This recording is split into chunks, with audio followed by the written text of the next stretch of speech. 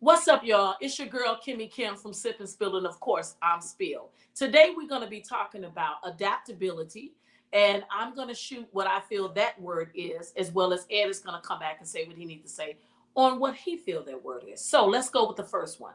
Adaptability, adapting to situations that perhaps you are not comfortable with.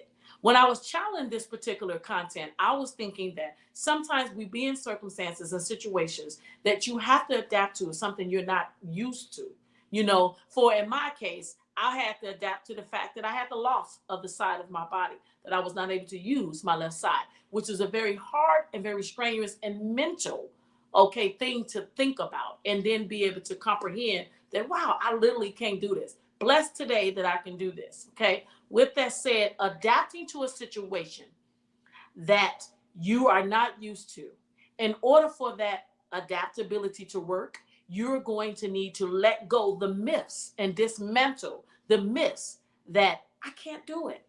Because once you accept that, hey, I can do this, the more and quicker you can adapt to every different avenue in your life, you move faster. Ed. So in my aspect of adaptability is the same situation with her, where it was a situation where we were used to doing things a certain way. She was gonna go home, she's gonna come back, she's gonna go this, do that. We had to adapt. We couldn't get into, oh well, what's right, what's wrong. We had to hurry up and make that assessment and adapt to the situation. This is the reality of our lives. Our lives are, we have to get better. We have to get healed. We have to work on ourselves. We can't get into the outside noise, or we didn't have enough food, or we didn't have coffee, whatever. We adapted that. And that's a mental thing that you have to discipline yourself. At that moment, it ain't my time. Another situation that happened in that this particular instance, where it was a situation where my partner was going through a thing where she was frustrated about certain things, and I had to adapt to understanding her position, where she was in, and understand that it wasn't about me, and it wasn't even about, it was about the situation. So adapting on the fly, getting past it, getting out your feelings, and doing what's right. All right. Mm-hmm. Vulnerability is our next subject. Being vulnerable. Being vulnerable sometimes really open up a lot of doors. You can have where people see you. For example, I am looked at as I'm strong. She can handle things, and I am the fixer. So by being the fixer and the closer of a lot of things, it kind of puts a limit on me. Where it is like, oh, I cannot believe, like, wow, could that be with her? How could she do that? How could she, what I'm saying? Like, okay, I understand you're going through that, Kimmi, but can you still do this? Because they know that I can make that happen, or I can do this. Well, I needed to be vulnerable. My partner had to be the person to allow me to be vulnerable too.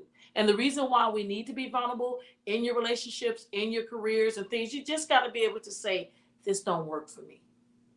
I have a saying that I wake up with every morning, and it says, remind myself to make sure that what I'm doing, that it fits within my life with purpose. So that way I can eliminate things that does not. Make sure. But I have to be vulnerable and say some things that might feel so great that also cause a lot of other type of pain. Okay. Just something that's moving. Okay. Just something as simple as getting up and saying, man, I gotta go to work, I gotta drive all the way this way. So being vulnerable and being in a relationship and telling your mate, listen, I love you, but I need this. We gotta find a way to make this happen. Simply for the fact is this is what I need. You gotta be vulnerable. Most of the time you're trying to be all strong willed, you'll never get what you want that way.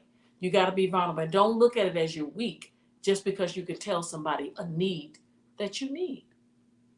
And so with me, vulnerability is expressing sensitivities, things that may hurt me, things that I might be not necessarily strong in. Like, I'm able to tell my friend, partner, uh, Kimmi, that, hey, listen, I had this issue. I got certain things about me that I didn't do right as a father, as a husband, and I don't feel good about it. I'm not strong in that area. I feel weak. I messed up. And I was vulnerable enough to let her see me in a space and say, yo, let me show you. Let me help you. Let me encourage you. And sometimes having that vulnerability give people the opportunity to be there for you in place and times when they probably wouldn't have been there, because you're fighting and holding this book and stuff in.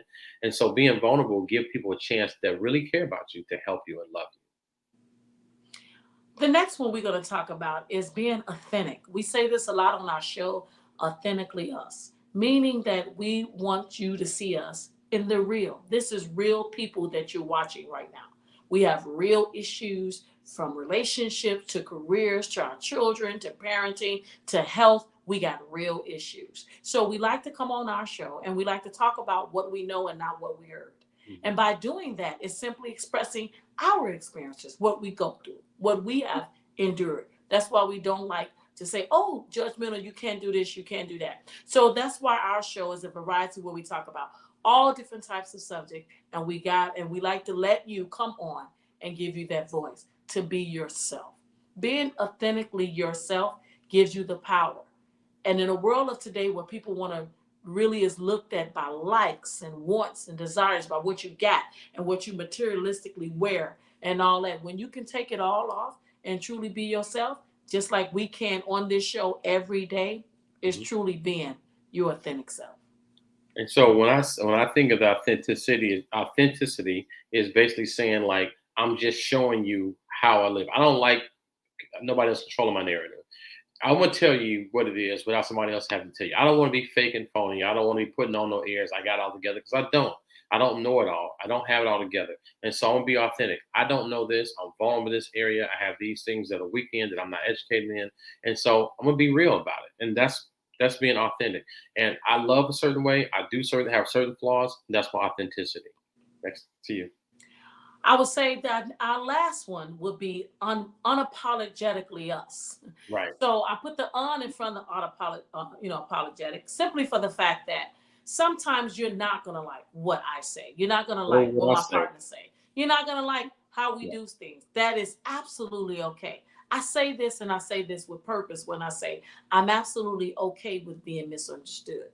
The reason you have to be able to be okay with that, because you're gonna have a lot of naysayers. You're going to have a lot of people that come back and say, well, they don't like this and they don't like that. Hell, sometimes Ed and I can say we don't like certain things regarding each other.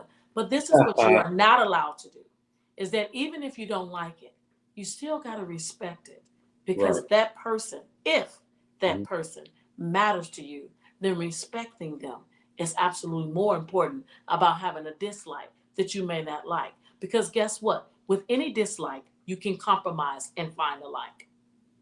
So listen, guys, like, subscribe, and share. We're gonna always be ourselves. We're gonna give you the real. We like you, we love you, want more of you. Remember, on this show, it's been real and it's been fun, but it's always, always real fun. You hear me? Always. I'll look back at y'all. Sip and spill. Sip and spill, baby. Boom.